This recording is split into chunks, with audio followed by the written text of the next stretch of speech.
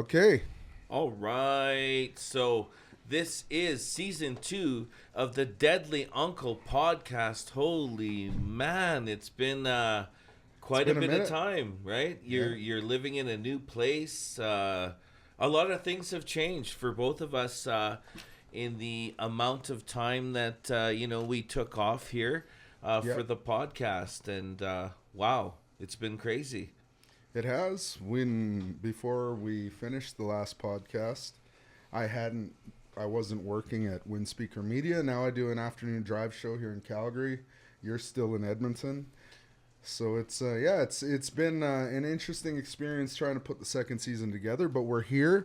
Thank you to Canada Council of the Arts, Woo! and thank you to everybody that's, agreed to be a part of the podcast, because it's going to be a good season. We're going to have 20 extremely interesting deadly uncles that are going to, tell you their stories, talk a little bit about maybe how they keep themselves well mentally and physically, and all that kind of stuff there. So it should be good.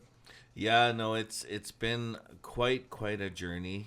There's a lot of things that change in our lives. As artists, we're always trying to grow and trying to evolve and do new things. And the last time that we had the podcast, I was just finishing up my first documentary. They found us, and yeah, that was really quite the experience. I ended up getting some nominations internationally for the film. Congratulations. Yes, it's and I think it's a lot of it is to do with the content of the of the documentary. It was such a serious content. For those of you who are tuning in, it's called They Found Us, and it's a documentary on the search for the missing graves or the missing children. Maybe graves, the anomalies in the ground on my reserve, George Gordon's First Nation. So yeah, it got nominated at the Saskatchewan Film Fest. It got nominated in Amsterdam. It got nominated in Athens, Greece, and Melbourne, Australia as well. Wow, So that's great. yeah, it was quite a ride there. So it inspired me to take my next journey with film. And so I had this big grandiose idea of, I want to, it's going to take big grant money. It's going to take at least a year to film. It would be probably like a Canada Arts Council type situation. So I ended up uh, creating this film that's just in my backyard in Edmonton, called Father's Guitar. And it's a actual a documentary on the jam scene and the open mic scene in Edmonton, right? So yeah, it's quite an interesting documentary, and it's kind of leaning towards healing through music, Yeah. and so yeah, that's kind of what it was, and it's funny that it's called Father's Guitar because my father, since the last season, it was just the end there that he did pass away. So I was still getting used to the feeling of not having him around, and kind of looking back at how he used his guitar, Yeah. because he wasn't really much of a stage player, but he loved to play at home. He loved to play for family stuff and parties, like Yeah. sitting around the table. Just And like our song almost. yes, exactly. Check it out. It's almost at number one, everybody. Yeah. Yeah. So, but it was just a journey looking back into why he picked up the guitar. Yeah. And it was for healing. It was for going to the residential school. Like he said, his first, and this is honestly the truth. His um, first time getting to his bed, the priest walked up, or the person who was in charge at the time walked up and said, "You didn't make your bed right," and closed fist punched him in the face. And he says he remembers waking up and his face was stuck to the sheets from the blood that. So he got knocked completely unconscious And that was his first, like, and he was a small, Yeah. small person, a Yeah. small child compared to the others, other children. So, his guess was that a lot of the children died within the first 5 minutes of being there from getting blows to the head or whatever it may be. But him coming out of there, he found the guitar, Yeah. and that was his healing tool, and he used it right up until the day he passed. So that was the reason why I called the documentary Father's Guitar, because I didn't have a name for it, but the theme that I kept getting was healing through music. Yeah. Even for people who don't play, people that just come watch, they're like, this is my night to heal through this music. And so that was kind of the direction that the film is going. And it's just kind of beginning. I'm in the midst of still filming it and still doing some interviews, but that's my next project. And yeah, it's been a healing journey for me. Well, it's interesting that you say that, your dad's healing journey was with the guitar, and then in a way now your healing journey is capturing other people's memories or other people's moments of playing, and in a way you're still using music as a healing source. You're just finding a new, like, horizon or a new format to let it flow through and to kind of use it as a healing thing for you. And yeah, that's weird because also since our last podcast, my dad passed away. My dad passed away in April. I need to have a sip of this wonderful Tim Hortons coffee. If you're out there and you want to sponsor us, sponsor the Deadly Uncle podcast. And don't get us canceled for having your wonderful refreshments. Yeah, so my dad passed away. He passed away of liver cancer, and I too have a project kind of involving my dad that was a healing thing for me as well. Like, before my dad passed away, I applied for an Alberta Foundation of the Arts grant to do an album of his songs, and the idea was there was 5 songs that we picked out that were already done, and everything was good. He was happy with them. There was 5 that he wasn't really happy with the lyrics in all of them, so we were going to work those 5 together, and then I was going to record the songs.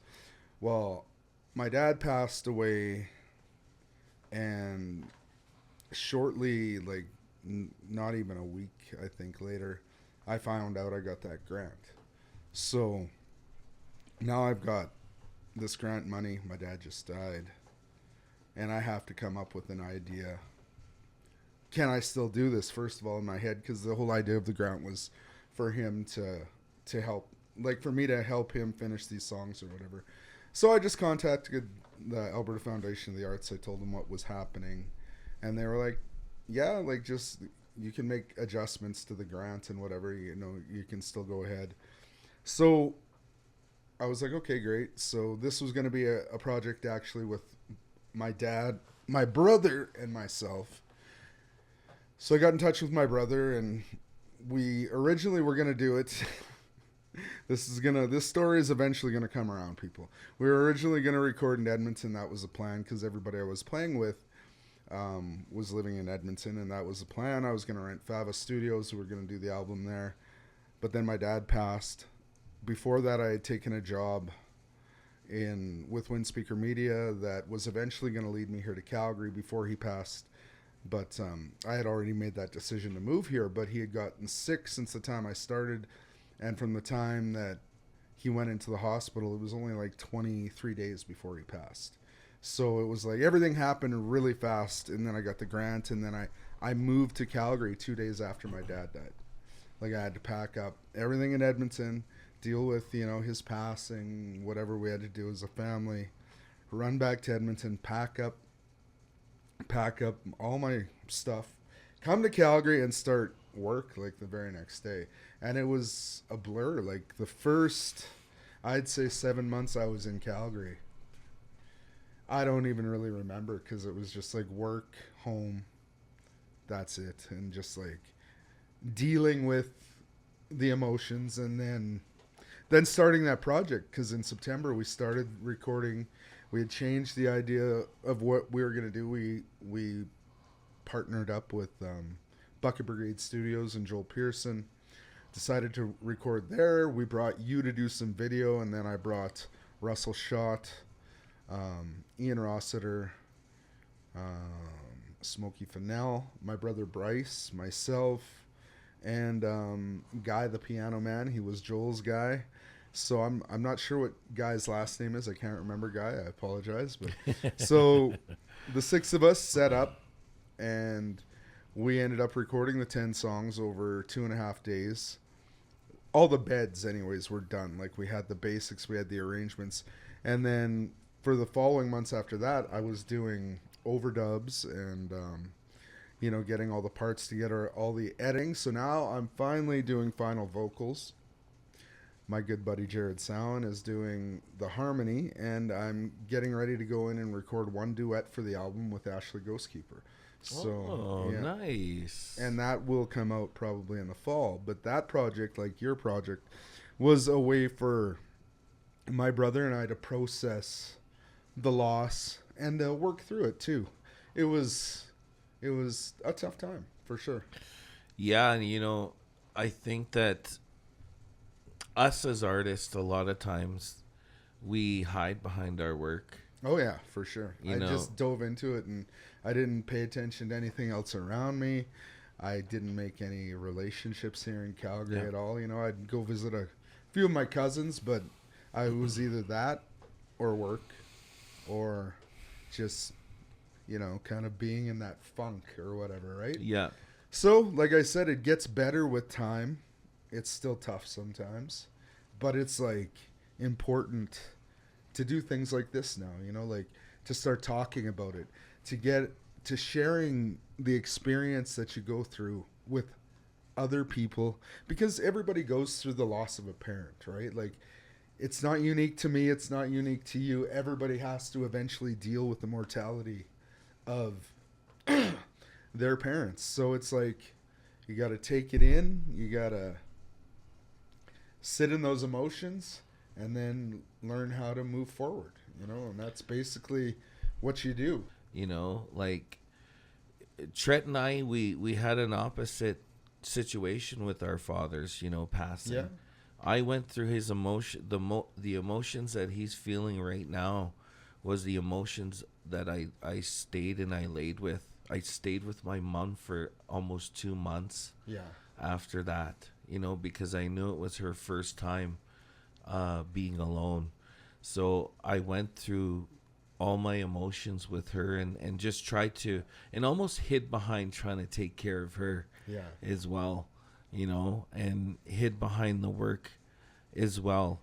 And, so I feel like sometimes it takes some time to actually hit you. It takes some, especially if you're diving right into a project and diving right into moving into a new city. What's your best way to push everything away, right? Yeah. Yeah.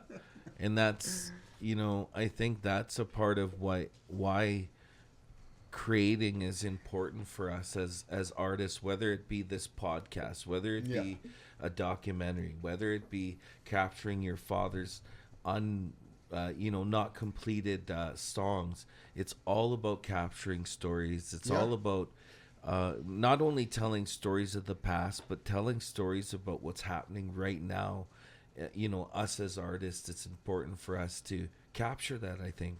And I think in a way it's not about us talking about how we're going to affect the world. It's almost, in a way, for me, it's like, how is the world affecting me? Yeah. And when I create something, it's a reflection of that. It's not me trying to change the world or try to change anybody's idea. It's just like living in those emotions and then being able to be like, okay, this is how I see myself in this world at this time. You know what I mean? Like, it's just like, this is who I am right at this single moment. I won't be the same in a week. Yeah. And I won't be the same tomorrow, but right now, this is who I am, right? And that's who we are as humans. We evolve, we change, our interests change, we grieve in different ways, we're self-destructive, we're positive. We are a dichotomy of everything, I think like it's so important to capture the stories, whether it be through music, through film, Yeah. any of those things. I think it's, I'm so happy, as I have said before, to get my father on video, and I was lucky enough to get Yeah, your my dad dad's too. interview as well, and it's nice to have those things after. So I encourage all of you out there that are listening to capture those stories any way you can. Yeah, we all have phones, we all have the ability to be able to capture 'em. Yeah. So I it's think our switcher was sleeping on that one. I was holding my phone up. Hey, we want to send a big shout out to the Keith? studio here, and Yeah. Keith, and this is geez, Connections are Church has got, this is their podcast studio. We're renting it. are we professional happening here, or Oh, what's no. going on here? It's a little different from our apartment in last season. Yeah, this is our plant here, and this is I watered it myself. this is my plant, and that's Trent's plant. That's that's how you're moving up in the world here. Something's relying on us to survive. Exactly. No, it's been a wonderful journey. I think that we're both blessed, and all those that it's not always easy. What we do. Yeah. Like being full-time artists and being fully into the art scene. It's not always easy. And I encourage like artists to start like celebrating each other, start sharing each other's posters, start like uplifting each other, on Facebook, in person, whatever it takes. I think it's time that we start. It would be cool to see a page. I was thinking about this about a week ago. It'd be cool to see a page where the only thing you do on that page is share somebody else's stuff. That'd be That's what cool. the page is for Yeah. you to share other artists' stuff. You don't share your own stuff there, but you get to share other artists' stuff there. Because it's not everything's a competition, and that's what I think people forget. Yes, you're trying to, advance yourself in your whatever your art form is. You're trying to get, like, everybody wants that number one. You can vote daily at the Indigenous Music Countdown. For dancing along for the co-song written by Trent and Curt. But no, see what I mean? But it's not about that, because especially in our community, when one of us does well, they're opening a door for more of us to do well. I right? think so. I mean, that's why we've talked about this before. As we become older uncles, it's our job to create space for those coming behind us, to try and allow people to have opportunities that maybe we didn't have, and help them if we can. Like, we just did a theater show in Brooks, and we brought two younger artists with us, Ashley Ghostkeeper and Brett and Rose. We got to play in a soft seat theater. They got to share their songs. We got to share our songs. And it was a win-win for everybody. It was a win for the audience. It was a win for us. It was a win for them. And it's important to celebrate other artists if you can. If you have the opportunity and the platform to give somebody a little bit of a push, then why not? It's not hurting you to do it, and it's helping them, and hopefully it starts a domino effect, and when they get the opportunity, they'll help the next person, because nobody gets to where they want to go alone without the help of everybody else. And I know that our good homie Chelsea Young was talking about this in our other podcast. That's right. A few years ago. So, we got to reiterate that, and hopefully we'll see more artists celebrating each other and sharing my stuff. Yeah, share everybody's stuff, right? Like, don't be afraid to have the confidence to share other people's stuff. I think it's a wonderful thing when you can sell it, and that is the craziest part. Here I am, focusing on all these other artists with this documentary, which I'm super excited about. That this is not an Indigenous story when I'm filming. It's just for music, but there is Indigenous aspects in there. There is people that, like my good buddy Danita Large. She basically fully got her chops down and got her career started and everything in that music scene that I'm filming right now. And so there's a big open arms there, Yeah. a big community sense there, and it goes to show you that, you know, music has no color. It's for all of us to heal. Like, and when you write a song, it might, you know, affect somebody in a different way than you intended it, or that sure. it affected you, you know. Yeah. Yeah, so and you never know, it could be the melody that's affecting them, and it might not even be your words, you know. Exactly. It's just like, you don't know how. Music is a language that nobody can define, and music exists somewhere out there, nowhere else. Like, you can't grab it and hold it and say, this is where this came from. No, it comes from another, you know, another worldly place. Yeah, yeah. No, I feel like sometimes when I'm writing a song, that's what happens is, you know, it's from somewhere else. Yeah. I'm like, even when I read back the lyrics, I'm like, where did those words come from? I don't usually talk like that, and it's weird. It's like you said, like goosebumps type stuff, you know? Yeah. It's like a good energy, whether it's spiritual or not. It's like an energy thing, you know? And it doesn't need to be explained either. Because if you understand the language of music, you understand it, right? Yeah. Like, yeah. That's why you can listen to a song in Arabic and be like, man, that's cool, or whatever, right? Or maybe a song from Eastern Asia or something, like with sounds that you're not used to, but it still speaks to you in a certain way. And it's something, like I said, you can't put your thumb on it and say, this is music right here. No. Yeah. This is music. Yeah, exactly. And like, you know, what I got led off in a different direction there, but like what I was gonna say about focusing on other artists, like with this film, I've never been so busy playing. You know, and it's from me focusing on my energy on these other artists that somehow I just keep getting a lot of shows and things happening for me. And it's funny how it works sometimes, you know. But yeah, it's amazing. It's such an amazing community we have here in Alberta, not just in Edmonton, but you know, in Alberta. Like, we just had Ty Lee Storm come in yesterday, and he said he loves this scene, and it's very open, and same thing in and he Calgary. grew up in California, so it's like, well, here in California, but he's got, you know, a view of another aspect of music, what it's like south of the border, right? So exactly. It's good, but I also want to send a shout out.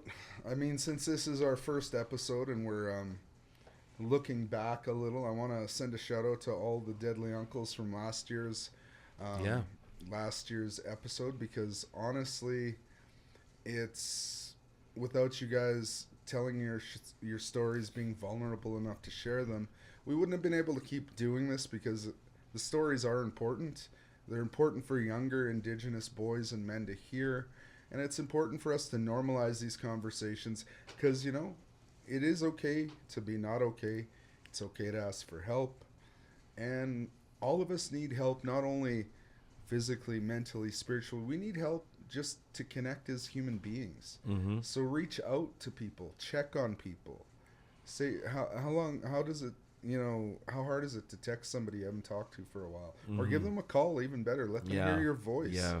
You know, like, there's something to be said about that human connection and voice. And even better, go see them in person. Look them in the eyes. You know, connect with another human being, because too often nowadays with technology and whatever else, we feel like we have thousands and thousands of friends online, but we isolate ourselves in reality. And then that's why so many of us suffer from anxiety, depression, and all other sorts of, you know, mental unwellness. You know, so there are ways to keep your mental wellness forward. We're going to talk about it with some of our guests in this season of the show, of the podcast. But, you know, remember to exercise, move around. Like, being sedentary does not help your mental health at all. Like, we're meant to be outside, get some sunlight. You know, like, I know these sound like simple things, but that's why they're so simple, because you can just, if it's a little bit cold, put on a coat, go walk out, let the sun hit your skin, let it hit your face, Feel what we're supposed to feel. We're not supposed to be indoors all the time.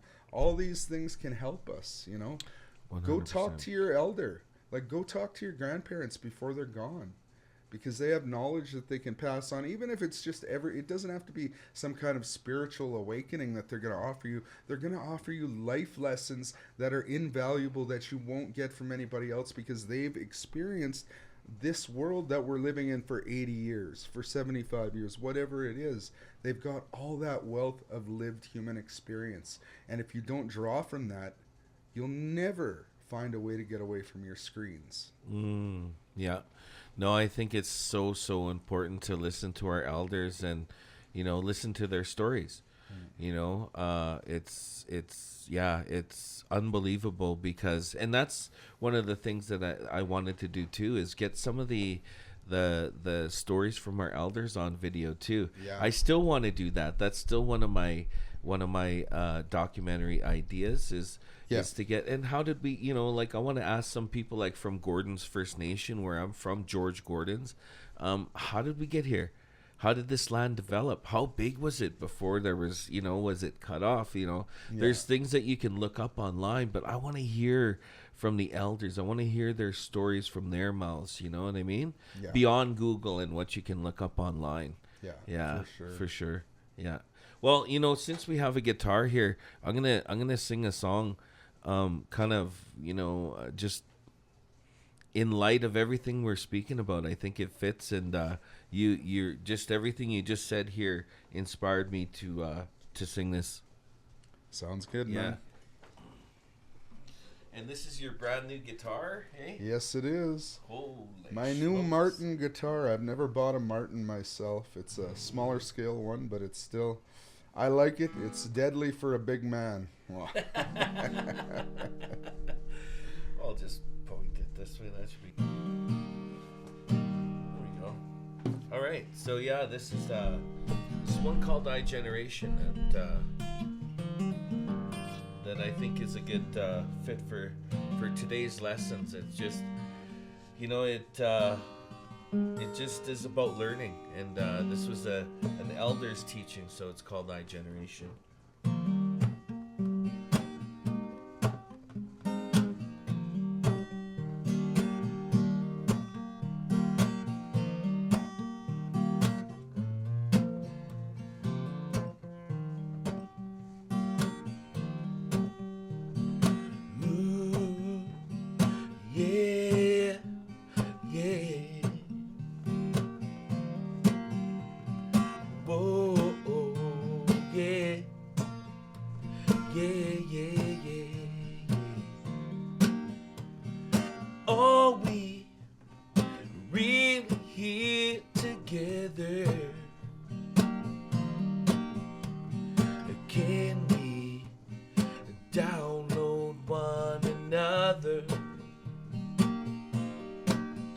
There's 1,000 friends with few connections, 1,000,000 neighbors all alone. Yeah. There's an answer to everyone's problems. Prescription pills left to solve them. Yeah. Are we the Igeneration? System control population. Yeah. We come from all different nations, wanting freedom as one. Whoa.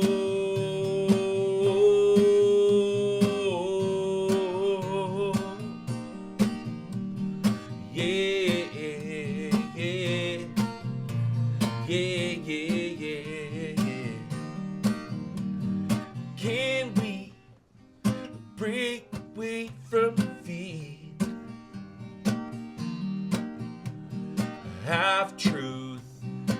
conspiracies. We are the keepers of this land. Mother Nature's in our hands.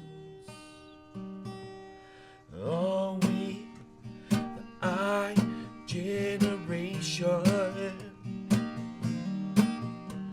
System control population. Yeah. We come from all different nations. Won't take freedom as one.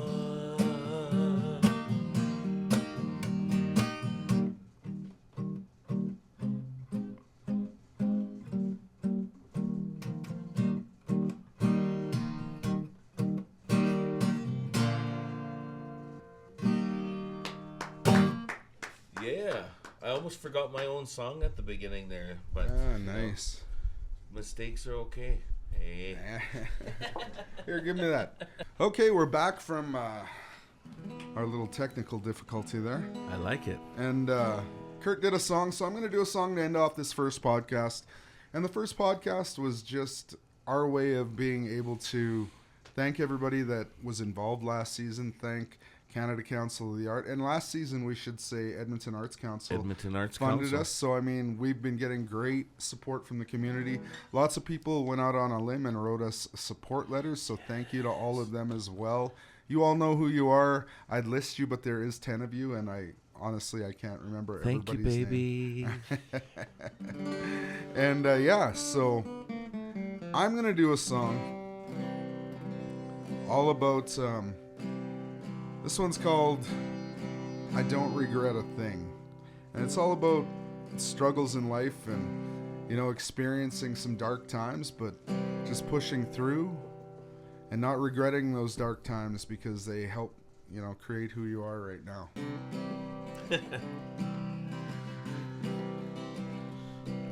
Sunbeams glimmer down, glisten in the dew.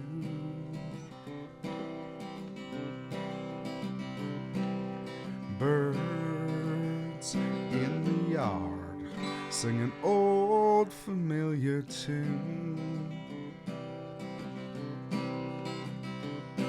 There's dogs walking people downtown in the park.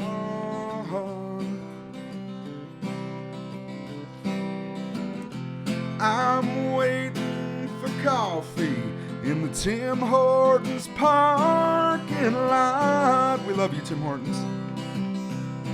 There's a sweet smell of springtime in the air.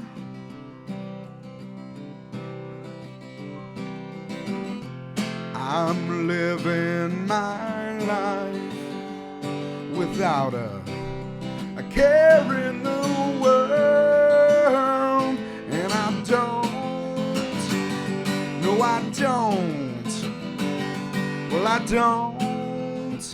I don't regret a thing.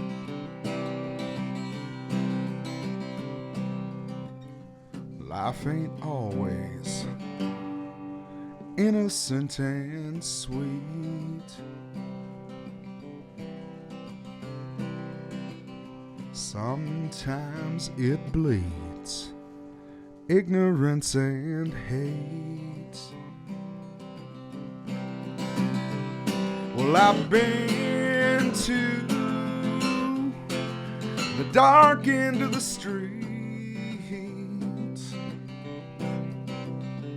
I've hung out in places where lost souls congregate. And I don't, no I don't, well I don't regret a thing.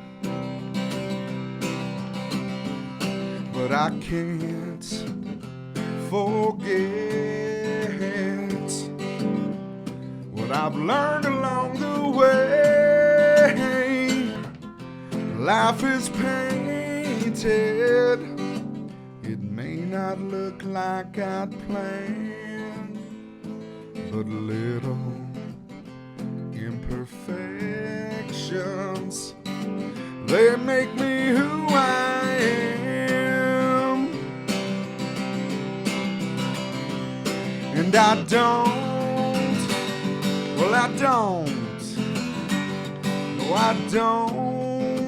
I don't regret a thing. It's going. Yeah, no doubt, Tim Hortons. You can afford to sponsor the Deadly Uncle podcast, Men's Mental Health. Why wouldn't you? Shout out to... Oh, go ahead, I sir. almost wanted to whistle. Good job. I almost felt a whistling moment in there, but I didn't.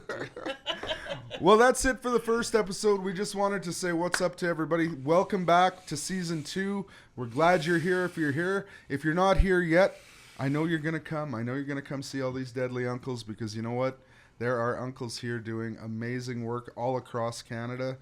And come see us every week on the Deadly Uncle Podcast. Yes, yes. See you later, everybody.